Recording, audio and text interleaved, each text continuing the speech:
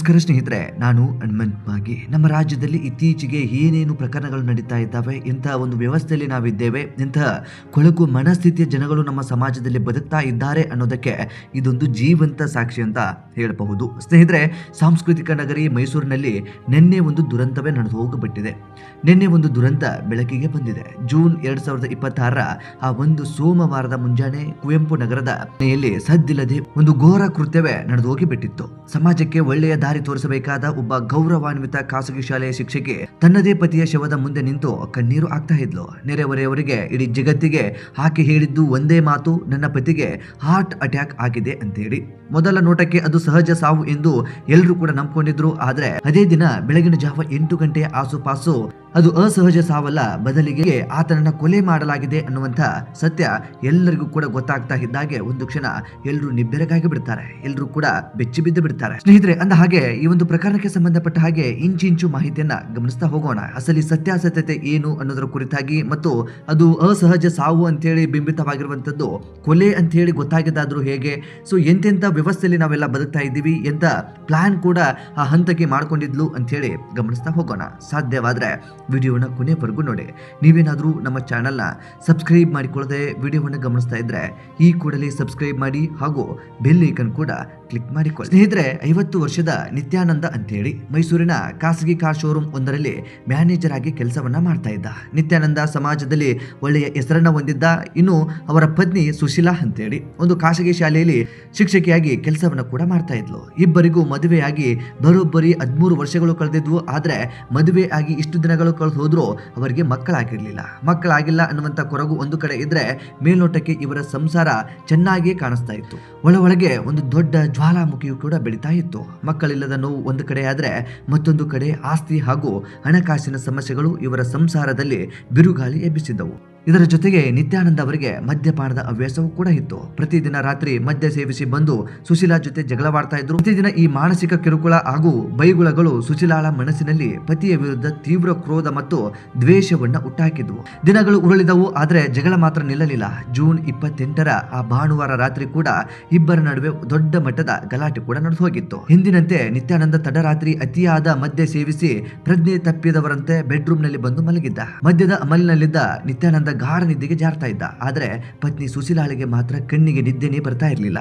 ಆಕೆಯ ತಲೆಯಲ್ಲಿ ಪತಿಯನ್ನ ಶಾಶ್ವತವಾಗಿ ಮುಗಿಸಿಬಿಡಬೇಕು ಎಂಬ ಕ್ರೂರ ಆಲೋಚನೆಗಳು ಕೂಡ ಓಡ್ತಾ ಇದ್ವು. ಸಮಯ ರಾತ್ರಿ ಕಳೆದು ಮುಂಜಾನೆ ಸುಮಾರು 2 ಗಂಟೆಯ ಆಸುಪಾಸು. ಇಡೀ ಏರಿಯಾ ಸದ್ದಿಲ್ಲದೆ ಮಲಗಿತ್ತು. ನಿತ್ಯಾನಂದ ಸಂಪೂರ್ಣವಾಗಿ ಅಸಹಾಯಕರಾಗಿ ನಿದ್ದೆಯಲ್ಲಿ ಮಲಗಿದ್ದು. ಸುಶೀಲಾ ಆತ ಮಲಗಿರುವಂತ ಜಾಗಕ್ಕೆ ಬರ್ತಾಳೆ, ಅಂತಂದ್ರೆ ಬೆಡ್ರೂಮ್ಗೆ ಬರ್ತಾಳೆ. ಆ ಸಂದರ್ಭದಲ್ಲಿ ಏನೇನಾಯ್ತು ಅನ್ನೋದು ಕೂಡ ಯಾರಿಗೂ ಕೂಡ ಗೊತ್ತಾಗೋದಿಲ್ಲ. ಆತನು ಕಿರ್ಚಾಡೋದಕ್ಕೂ ಕೂಡ ಆಗೋದಿಲ್ಲ, ಅರ್ಚಾಡೋದಕ್ಕೂ ಆಗೋದಿಲ್ಲ, ಅಂತ ಯಾವುದೂ ಕೂಡ ಆಗೋದಿಲ್ಲ. ಆ ಸ್ಥಳದಲ್ಲಿ ತನ್ನ ಸೀರೆ ಅಥವಾ ಯಾವುದೋ ಒಂದು ಹಗ್ಗವನ್ನು ತೆಗೆದುಕೊಂಡು ಆತನ ಕೊರಳಿಗೆ ಹಾಕಿ ಆಕೆ ಉಸಿರುಗಟ್ಟಿಸಿ ಸಾಯಿಸಿ ಬಿಟ್ಟಿರ್ತಾಳೆ. ನಂತರ ಬೆಳಗಾಗ್ತಾ ಇದ್ದ ಹಾಗೆ ಕಥೆಯನ್ನು ಕಟ್ಟಬೇಕಲ್ಲ, ಹೇಗಾಯ್ತು ಸಾವು ಅಂತ ಹೇಳಿ ಎಲ್ಲರೂ ಕೂಡ ಕೇಳ್ತಾರೆ. ಅದನ್ನ ಕತೆ ಕಟ್ಟಬೇಕು ಅನ್ನೋ ಕಾರಣಕ್ಕೆ ಈಕೆ ಈ ಒಂದು ನಿತ್ಯಾನಂದನ ಸಹೋದರನಿಗೆ ಕಾಲ್ ಮಾಡಿ, ನಿಮ್ಮ ತಮ್ಮನಿಗೆ ಹಾರ್ಟ್ ಅಟ್ಯಾಕ್ ಆಗಿದೆ, ಬಂದು ಬಿಡಿ ಅಂತ ಹೇಳಿ ನಿತ್ಯಾನಂದನ ಅಣ್ಣನಿಗೆ ಮಾಹಿತಿನ ಕೊಡ್ತಾಳೆ. ಸ್ಥಳಕ್ಕೆ 8 ಗಂಟೆಯ ಆಸುಪಾಸಿನಲ್ಲಿ ಸಹೋದರ ಕೂಡ ಬರ್ತಾರೆ. ಅದಾದ ಬಳಿಕ ಬೆಡ್ರೂಮ್ ನಿಂದ ಹಾಲ್ಗೆ ಬಾಡಿಯನ್ನ ಶಿಫ್ಟ್ ಮಾಡಬೇಕಾದಂತ ಸಂದರ್ಭ. ಇಲ್ಲಿ ಅಸಲಿಗೆ ಡೌಟ್ ಬರೋದಕ್ಕೆ ಪ್ರಾರಂಭಿಸಬಿಡುತ್ತೆ. ಬಾಡಿಯನ್ನ ಹಾಲ್ಗೆ ಶಿಫ್ಟ್ ಮಾಡಬೇಕಾದಂತ ಸಂದರ್ಭದಲ್ಲಿ ನಿತ್ಯಾನಂದನ ಕತ್ತಿನ ಹತ್ತಿರ ಗಾಯಗಳಾಗಿರ್ತವೆ. ಕೆನ್ನೆಯ ಬದಿ ಒಂದಿಷ್ಟು ಪರಿಚಿರೋ ತರ ಹಾಗೆ ಹೀಗೆ ಅನ್ನುವ ರೀತಿಯಲ್ಲಿ ಒಂದಿಷ್ಟು ಗಾಯಗಳು ಕಾಣಿಸ್ತಾ ಇರ್ತವೆ. ಸಹಜವಾಗಿ ಅದನ್ನ ನೋಡಿದಂತ ಆ ನಿತ್ಯಾನಂದನ ಸಹೋದರನಿಗೆ ಇದು ಬಹುತೇಕ ಕೊಲೆ ಆಗಿದೆ ಅನ್ನುವಂತ ಡೌಟ್ ಕೂಡ ಬರುತ್ತೆ. ಆಗ ಆ ವ್ಯಕ್ತಿ ನಿತ್ಯಾನಂದ ಹೆಂಡತಿಯನ್ನು ಕೇಳ್ತಾನೆ, ಏನಾಗಿದೆ ಸರಿಯಾಗಿ ಹೇಳಿ ಅಂತೇಳಿ. ಇಲ್ಲ, ಹಾರ್ಟ್ ಅಟ್ಯಾಕ್ ಆಗಿದೆ, ಈ ಆಸ್ಪತ್ರೆಗೆ ಕೂಡ ಕರೆದುಕೊಂಡು ಹೋಗಿದೆ ಮಧ್ಯರಾತ್ರಿ. ಅವರು ಮದ್ಯ ಸೇವನೆ ಮಾಡಿರೋದ್ರಿಂದ ಆ ಚಿಕಿತ್ಸೆ ನೀಡೋದಕ್ಕೆ ಆಗೋದಿಲ್ಲ ಅಂತ ಹೇಳಿ ಡಾಕ್ಟರ್ಗಳು ಹೇಳಿದ್ರು. ಹಾಗಾಗಿ ಮತ್ತೆ ನಾವು ಮನೆಗೆ ಬಂದ್ವಿ. ಮನೆಗೆ ಬಂದಂತ ಸಂದರ್ಭದಲ್ಲಿ ಮಲಗಿಕೊಂಡಲ್ಲಿ ಸಾವನ್ನಪ್ಪಿದ್ದಾರೆ ಅಂತೇಳಿ ಮಾಹಿತಿಯನ್ನ ಈಕೆ ಹಂಚಿಕೊಳ್ತಾಳೆ. ಆಗ ಡೌಟ್ ಬಂದಿರುವಂತಹ ನಿತ್ಯಾನಂದ ಸಹೋದರ ಪೊಲೀಸರಿಗೆ ಮಾಹಿತಿಯನ್ನು ಕೊಡ್ತಾನೆ. ಸ್ಥಳಕ್ಕೆ ಪೊಲೀಸರು ಬರ್ತಾರೆ. ಪರಿಶೀಲನೆ ಅಂತದೆಲ್ಲವನ್ನು ಕೂಡ ಮಾಡೋದಕ್ಕೆ ಮುಂದೆ ಹಾಕ್ತಾರೆ. ಅದಾದ ಬಳಿಕ ಪೊಲೀಸರು ಆಕೆಯನ್ನ ಪ್ರಶ್ನೆ ಮಾಡ್ತಾರೆ. ಆರಂಭದಲ್ಲಿ ಎಲ್ಲರಿಗೆ ಏನು ಹೇಳಿದ್ಲು ಅದನ್ನೇ ಪೊಲೀಸರ ಮುಂದೆ ಕೂಡ ಹೇಳಿದ್ಲು. ಅದಾದ ಬಳಿಕ ಪೊಲೀಸರು ತಮ್ಮದೇ ನಿಟ್ಟಿನಲ್ಲಿ ಬಾಯಿ ಬಿಡಿಸೋದಕ್ಕೆ ಪ್ರಾರಂಭಿಸ್ತಾರೆ. ಅದಾದ ಬಳಿಕ ಇರುವಂತ ಸತ್ಯವನ್ನ ಆಕೆ ಒಪ್ಕೊಂಡು ಬಿಡ್ತಾಳೆ. ಅಂತಂದ್ರೆ ನನ್ನ ಗಂಡನನ್ನ ನಾನೇ ಕೊಂದಿದ್ದೀನಿ ಅನ್ನುವ ರೀತಿಯಲ್ಲಿ ಆಕೆ ತಪ್ಪನ್ನ ಒಪ್ಕೊಂಡಿದ್ದಾಳೆ ಅನ್ನುವಂತ ಮಾಹಿತಿ ಕೂಡ ಲಭ್ಯವಾಗ್ತಾ ಇದೆ. ಇದೀಗ ಆರೋಪಿ ಸುಶೀಲಾಳನ್ನ ಪೊಲೀಸರು ಬಂಧಿಸಿ ಆಕೆಯನ್ನ ಜೈಲಿಗೆ ತಳ್ಳಿದ್ದಾರೆ. ತನಿಖೆ ಅಂತದೆಲ್ಲವೂ ಕೂಡ ನಡೀತಾ ಇದೆ. ಅಸಲಿ ಸತ್ಯಾಸತ್ಯತೆ ಇಲ್ಲಿ ಮತ್ತೊಂದು ಡೌಟ್ ಅನ್ನು ಕೂಡ ಹುಟ್ಟಾಕಿಸ್ತಾ ಇದೆ.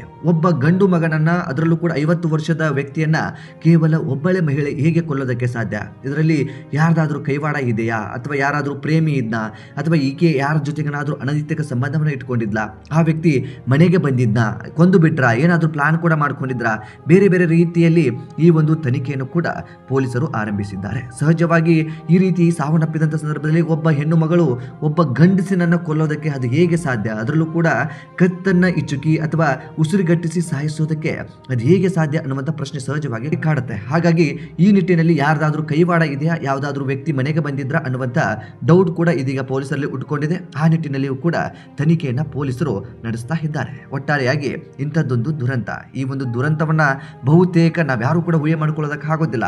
ಎಂತೆಂಥ ಅವಿವೇಕಿ ಜನಗಳಿದ್ದಾರೆ, ಇಂಥ ಕೊಳಕು ವ್ಯವಸ್ಥೆ ಇದೆ. ಸ್ವತಃ ಗಂಡ ಹೆಂಡತಿಯನ್ನ, ಹೆಂಡತಿ ಗಂಡನನ್ನ ನಂಬಿ ಬದುಕದೇ ಇರುವಂತ ಪರಿಸ್ಥಿತಿ ದಿನಗಳಲ್ಲಿ ನಾವು ಉಳಿದುಕೊಂಡಿದ್ದೀವಿ ಅಂತಂದ್ರೆ ನಮ್ಮ ಜೀವನ ಹೇಗಾಗಿದೆ, ನಾವು ಯಾವ ಜೀವನದಲ್ಲಿ ಬದುಕ್ತಾ ಇದ್ದೀವಿ, ಎಂಥ ಪರಿಸ್ಥಿತಿಯಲ್ಲಿ ನಾವಿದ್ದೀವಿ, ಎಂಥ ವ್ಯವಸ್ಥೆಯಲ್ಲಿ ನಾವೆಲ್ಲ ಬದುಕ್ತಾ ಇದ್ದೀವಿ ಅನ್ನುವಂಥ ಪ್ರಶ್ನೆ ಸಹಜವಾಗಿ ಉಟ್ಕೊಂಡು ಬಿಡುತ್ತೆ. ಗಂಡ ಹೆಂಡತಿಯ ವಿಶ್ವಾಸ ನಮ್ಮಲ್ಲಿ ಇಲ್ಲದಂತ ದಿನಗಳು ಇದೀಗ ಬರ್ತಾ ಇದ್ದಾವೆ. ಇದಕ್ಕೆ ಏನು ಕಾರಣ ಗೊತ್ತಿಲ್ಲ ಸ್ನೇಹಿತರೆ. ಅದೇನೇ ಇರಬಹುದು, ಗಂಡ ಹೆಂಡತಿಯ ಜಗಳ ಉಂಡು ಮಲಗುವ ತನಕ ಅಂತಾರೆ. ಆದ್ರೆ ಪ್ರತಿದಿನ ಮಲಗಬೇಕಾದಂತ ಸಂದರ್ಭದಲ್ಲಿ ಇವರ ಮಧ್ಯೆ ಜಗಳ ಆಗ್ತಾ ಇತ್ತು ಅನ್ನುವಂತ ಮಾಹಿತಿ ಕೂಡ ಲಭ್ಯವಾಗ್ತಾ ಇದೆ. ಹಾಗಾಗಿ ಈ ರೀತಿಯಾದಂತಹ ಒಂದು ಕೆಟ್ಟ ನಿರ್ಧಾರವನ್ನ ಆ ಸುಶೀಲ ತೆಗೆದುಕೊಂಡ್ಲ, ಅಥವಾ ಬೇರೆ ಯಾವುದೋ ಮೋಹಕ್ಕೋ ಅಥವಾ ಇನ್ಯಾವುದಕ್ಕೋ ಸಿಲುಕಿ ಹಾಗೆ ಈ ರೀತಿಯಾದಂಥ ನಿರ್ಧಾರವನ್ನ ಮಾಡಿದ್ಲ, ಇದೆಲ್ಲವೂ ಕೂಡ ತನಿಖೆಯಿಂದ ಖಚಿತವಾಗಿ ಮುಂದಿನ ದಿನದಲ್ಲಿ ಹೊರಗಡೆ ಬರುವಂತ ಸಾಧ್ಯತೆ ಇರುತ್ತೆ. ಸ್ನೇಹಿತರೆ, ವೃತ್ತಿಯಲ್ಲಿ ಶಿಕ್ಷಕಿ ಆಗಿರುವಂತಹ ಸುಶೀಲಾ ಮಕ್ಕಳಿಗೆ ಒಳ್ಳೆಯ ಪಾಠವನ್ನ, ಒಳ್ಳೆಯ ಮಾರ್ಗದರ್ಶನವನ್ನ ನೀಡಬೇಕಾಗಿತ್ತು. ಆದ್ರೆ ಇದೀಗ ಕ್ರಿಮಿನಲ್ ಆಗಿ ಆಕೆ ಜೈಲು ಪಾಲಾಗಿ ಬಿಟ್ಟಿದ್ದಾಳೆ. ಈ ಒಂದು ದುರಂತದ ಕುರಿತಾಗಿ ನಿಮ್ಮ ಅನಿಸಿಕೆ ಏನು ಎಂಬುದನ್ನ ಕಾಮೆಂಟ್ ಬಾಕ್ಸ್ ಅಲ್ಲಿ ಮೆನ್ಷನ್ ಮಾಡಿ. ಆದಷ್ಟು ಈ ವಿಡಿಯೋನ ನಿಮ್ಮ ಫ್ರೆಂಡ್ಸ್ ಆಗಿರ್ಬೋದು, ಫ್ಯಾಮಿಲಿಗಳಿಗಾಗಿರ್ಬೋದು, ಅಥವಾ ಸ್ನೇಹಿತರುಗಳಿಗಾಗಿರ್ಬೋದು, ಎಲ್ಲ ಕಡೆಗೂ ಕೂಡ ಈ ಕೂಡಲೇ ಶೇರ್ ಮಾಡಿ. ನಮ್ಮ ಚಾನಲ್ನ ಸಬ್ಸ್ಕ್ರೈಬ್ ಮಾಡಿಕೊಳ್ಳದೆ ವಿಡಿಯೋವನ್ನು ಗಮನಿಸಿದ್ರೆ ಈ ಕೂಡಲೇ ಸಬ್ಸ್ಕ್ರೈಬ್ ಮಾಡಿ, ಹಾಗೂ ನೋಟಿಫಿಕೇಶನ್ಗಾಗಿ ಬೆಲ್ ಐಕನ್ ಕೂಡ ಕ್ಲಿಕ್ ಮಾಡಿಕೊಳ್ಳಿ. ಮತ್ತೆ ಮುಂದಿನ ವಿಡಿಯೋದಲ್ಲಿ ಸಿಗೋಣ. ನಮಸ್ಕಾರ.